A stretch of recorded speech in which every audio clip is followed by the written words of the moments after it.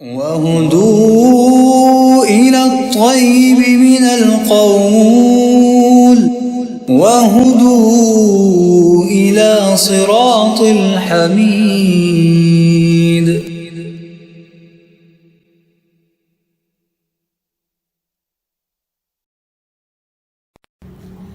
بسم اللہ الرحمن الرحیم، الحمدللہ والصلاۃ والسلام علی رسول اللہ. آج کے اس ویڈیو کے اندر انشاءاللہ آپ حضرات کو یہ بتلایا جائے گا کہ ایمان اور اسلام ہمارے ہاں عام طور پر اس کے بارے میں لا علمی جانی جاتی ہے کہ عام طور پر جو نوجوان ہیں، جو کالج یونیورسٹیوں میں پڑھنے والے بھی حضرات، وہ بھی نہیں جانتے کہ عام طور پر اسلام کو ایمان کے معنی میں اور ایمان کو اسلام کے معنی میں لیا جاتا ہے، جبکہ شریعت نے اس کی الگ الگ سے تعریف کی ہے.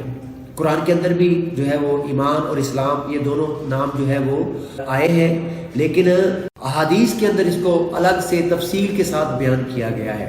تو انشاءاللہ ہم اپنی آئندہ ویڈیوز کے اندر اس کی ڈیٹیل میں جو ہے وہ جائیں گے اور بتلائیں گے کہ انشاءاللہ ایمان کس چیز کا نام ہے اور اسلام کس چیز کا نام ہے. تو یہی مسائل انشاءاللہ جو ہے وہ آئندہ ویڈیو کے اندر بیان ہوں گے. جزاکم اللہ خیر.